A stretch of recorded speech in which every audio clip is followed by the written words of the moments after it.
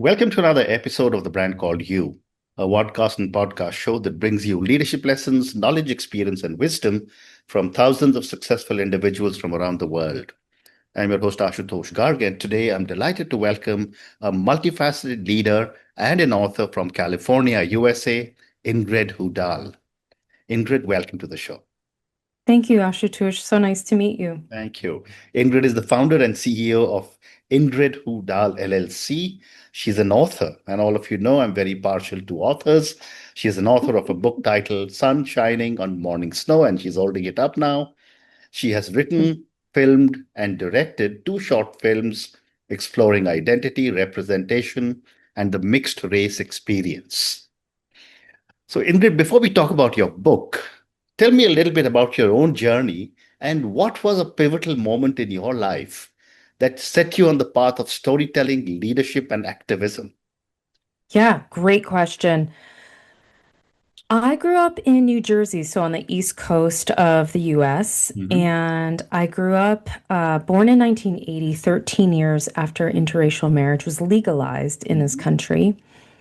So it just kind of gives you a bit of a backdrop of like me entering the world to this really fantastic couple, my parents. My mother is from Taipei, Taiwan, and my father is a European mix. They fell in love at Rutgers University. And I would say their boldness in choosing their truth and the love that they had for each other, Hmm. um, putting aside all of the different like cultural clashes and I'd say the stereotypes and discrimination that they both faced on their family sides, respectively, seeded in me, their daughter, a boldness to choose the right thing, to be who you are, and to stand up for what you believe might be an old way of thinking. Why not consider and be curious and lead with empathy? Yep. So that is very much kind of the core of how I work as a leadership coach and is at the epicenter of my memoir. Amazing. Thank you. And how has your experience as a mixed race queer woman shaped your perspective on identity and belonging? You know, I grew up never feeling like I belonged. Mhm. I didn't quite belong in the ethnic sides of white or Asian. And even going back home to Taipei, Taiwan with my mother and her family, the social experience that I had in the public was that I was very different. I looked Mm. more Western. And Yep. so I was always reminded about my otherness. So Mm. by the time I eventually came out as queer, because I think for folks who might have grown up where every single day you're a bit on the spotlight where you look different, what are you, where are your people from are common questions we receive. Having another spotlight like that is like, hard to swallow. Like you don't want that. Yep. And I think I resisted it for a long time. But what that did is when I finally stepped into that bravery, I feel like I have multi-layered bravery orbits. And I love to bring people into that to tap into their own. Great response. Thank you. Ingrid, you've been a musician, a filmmaker, an educator, and now a coach. How have these creative and professional identities influenced one another? I'd say the technology of being able to put a story together is just learning a craft. Like, how do I share a mirror? How do I present a perspective of inquiry, of curiosity? How do I stir and stimulate somebody to say, wow, I never thought about that. And now I am questioning how I have led with a certain perspective that perhaps was not the only way, the only perspective there is. Mm. Um, I think those tools are really important, and I've had quite a gift of an experience in my career of supporting the next generation with Mm. those kinds of tools and seeing how they wield them not just for career opportunities, but also to be expressive and Mm. represent who they are. Music is fascinating. It's also an experiment. It's creating a flow with other creatives that is not always with words, it's with your instrument. So, again, Mm. a tool. Mm. But for sure, one of the things that I absolutely love about not just being creative as a musician, which was a vignette in my past, but learning how the stage and Mm. performance can be a natural as a home. Yeah. A lot of people don't feel that way about the stage. It's scary, intimidating, and I understand, like it Mm. is. Mm. But to see it as a home where you want to pull up a couch and talk to people in a mic, Mm. I learned that through the gateway of performance. Mm. Amazing. Thank you. Let's now talk about your book. Your book Okay. titled Sun Shining on the Morning Snow. Thank you for showing the book. I'm going to ask all our viewers and listeners to go and check out Ingrid's book. I'm going to do the same. So, my first question is, what was the inspiration for the title Mm. Sun Shining on Morning Snow, and what does it symbolize for you? I love that you asked that. So, my actual Chinese name is Tao Shreqing, Mhm. which means the sun shining on the morning snow. So, Oh, it's wow. very much my Okay. name, Okay. which is fitting for a Yeah. memoir, but not everybody knows that. Mhm. Um, but there's also a symbolism of that image Mhm. of a sun shining on the morning snow. It comes up quite a bit in the book.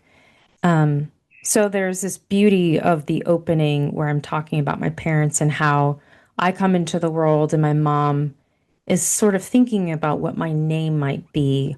And it's a February morning. It has snowed. There is sun shining.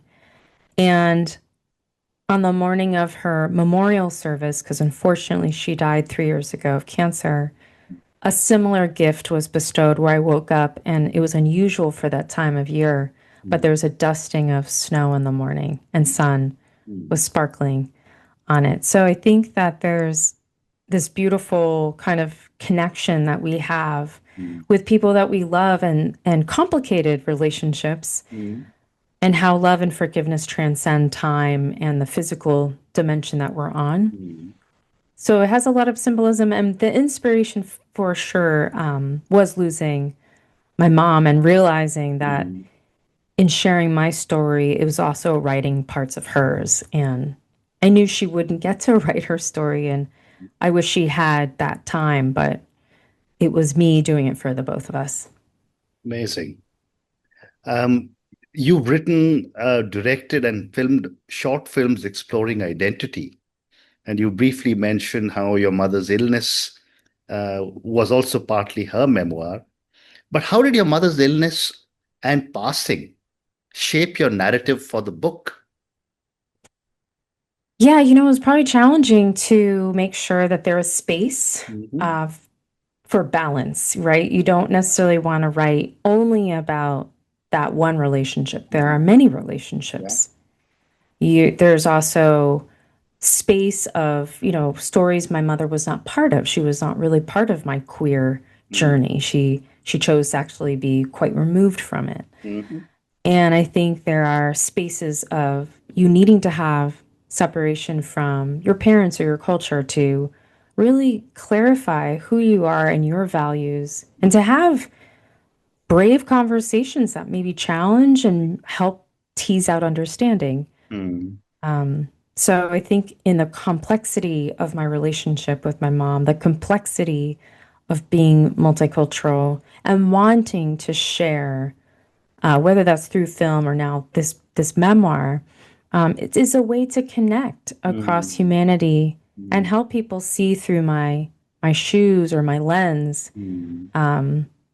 a different way of approaching it. And I think a lot of people are surprised that there is a trail of humor. Like some of my short films actually have this like trail of humor in them. Mhm. And then this uplifting possibility space, which I like to kind of end with. Mhm. I think people would really feel hope from the stories and also that kind of chuckle of like, oh, that was clever. I hadn't thought about how that might feel.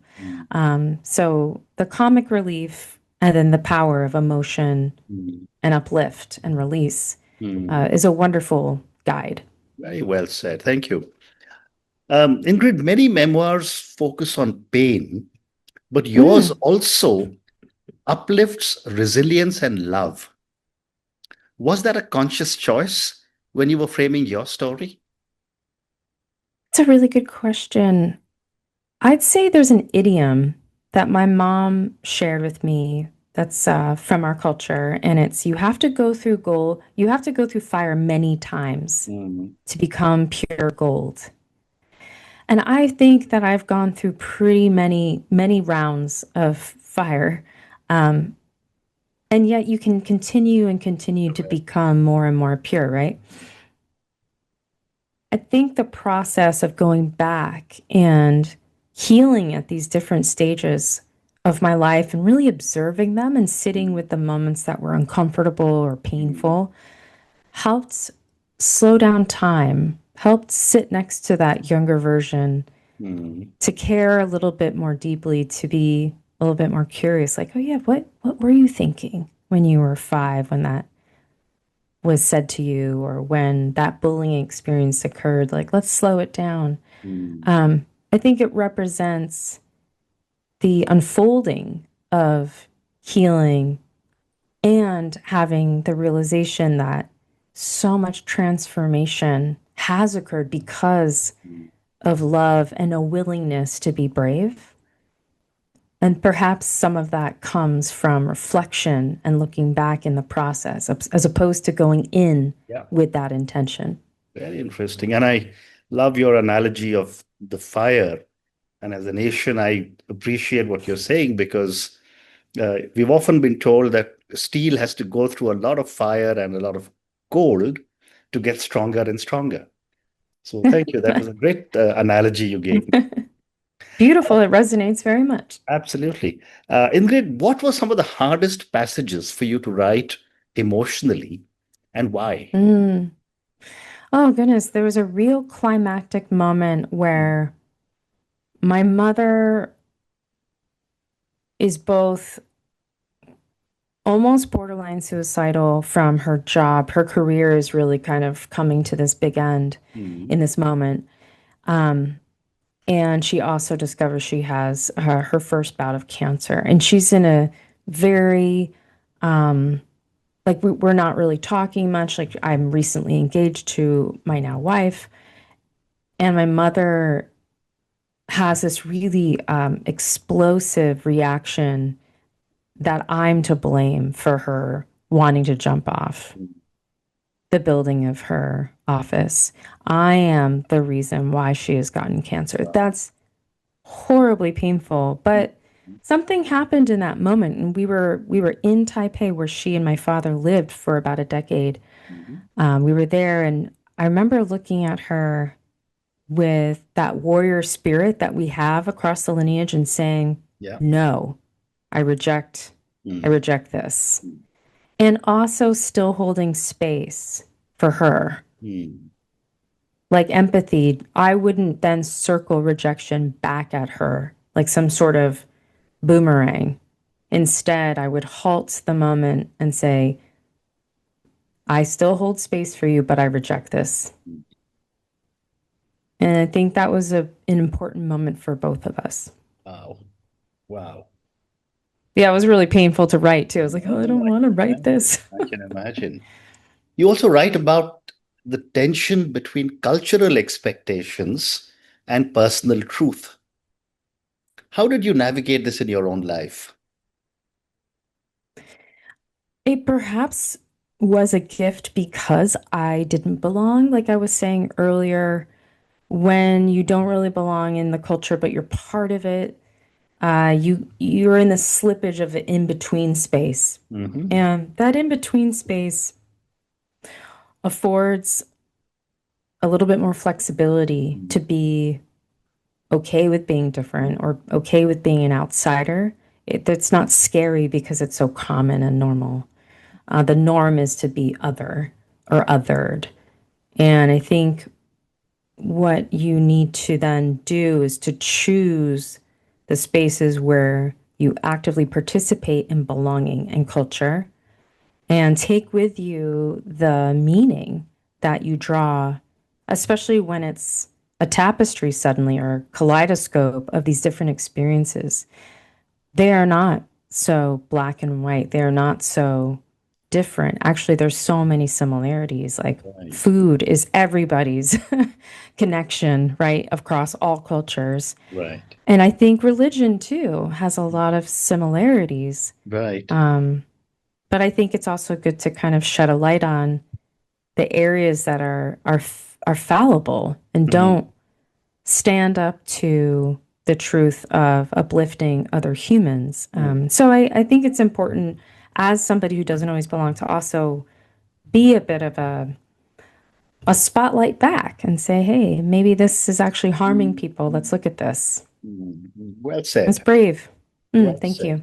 Two more questions for you about your book, and then a few questions about your new avatar as a coach.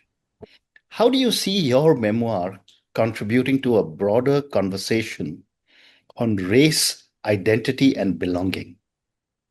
I'm already seeing it from readers. People who have been caught up in a belief, Yeah.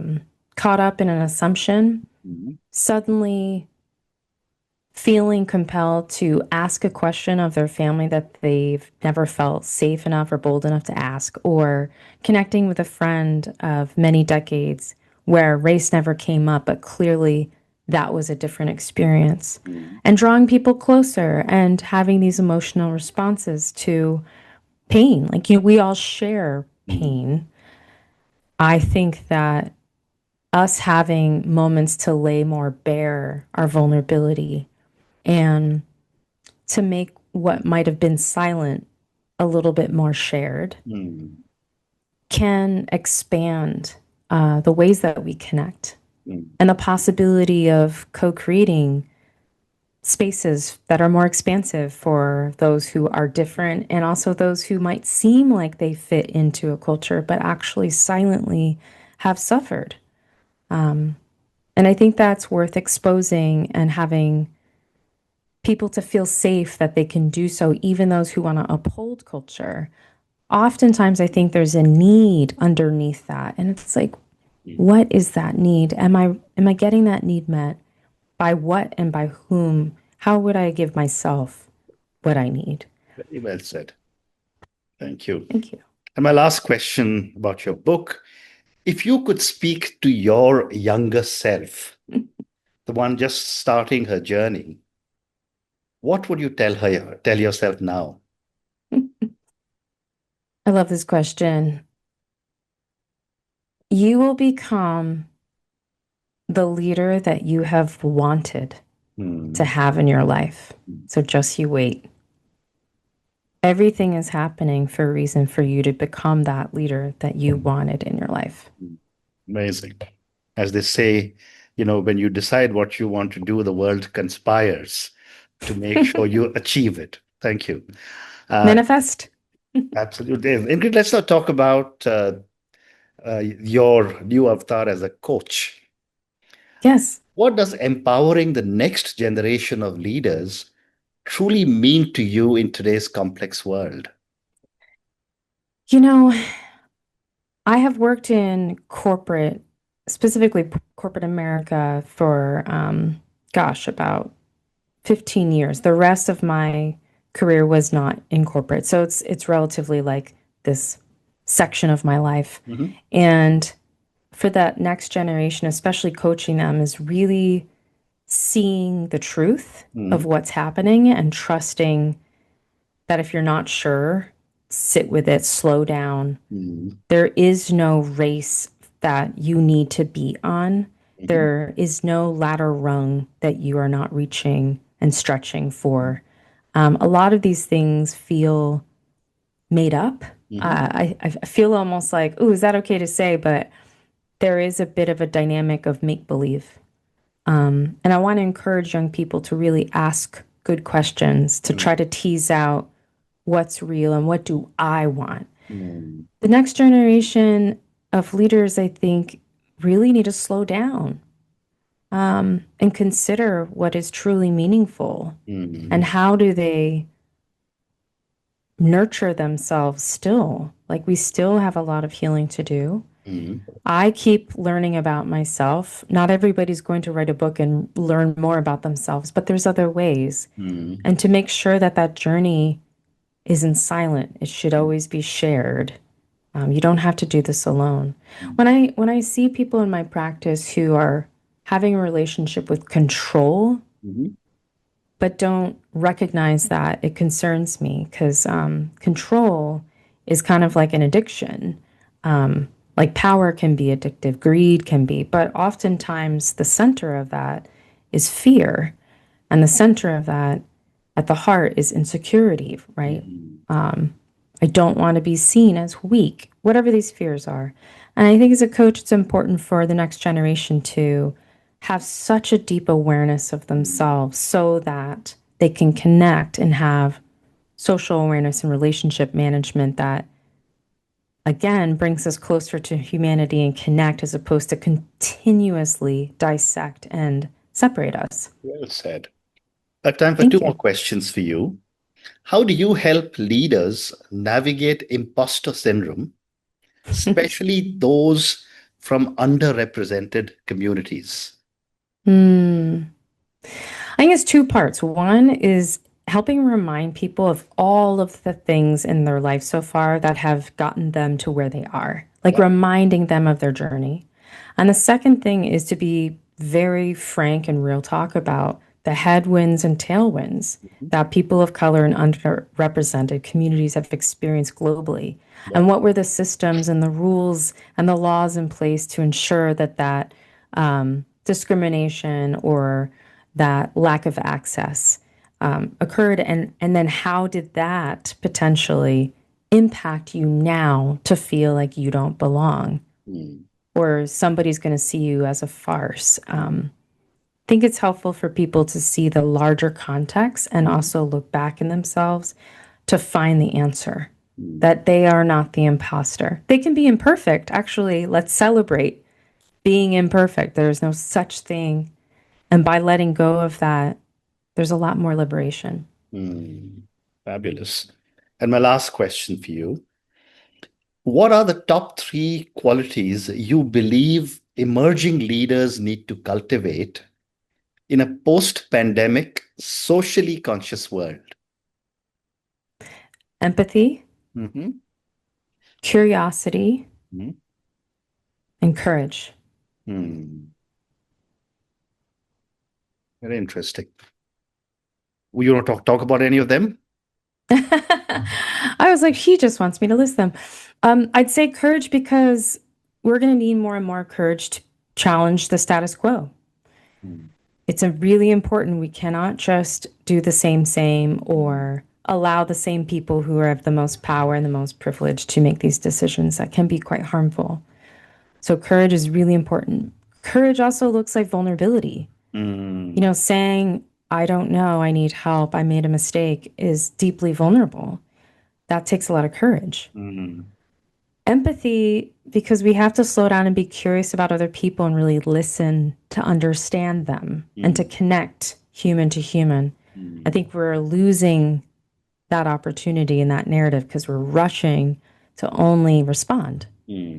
So, curiosity is really important. Yeah, yeah, Yeah, I would just explain those two if absolutely. that's all right. Thank you. And on that note, and your three important qualities, empathy, curiosity, and courage, thank you, Ingrid, for speaking to me and sharing your amazing journey and talking to me about your book and some of your deepest inner thoughts. Thank you again for speaking to me, and good luck to you. Thank you. What an honor it's been. Thank you. Thank you for listening to the Brand Called You videocast and podcast, a platform that brings you knowledge, experience, and wisdom of hundreds of successful individuals from around the world. Do visit our website www.tbcy.in to watch and listen to the stories of many more individuals. You can also follow us on YouTube, Facebook, Instagram, and Twitter. Just search for the brand called You.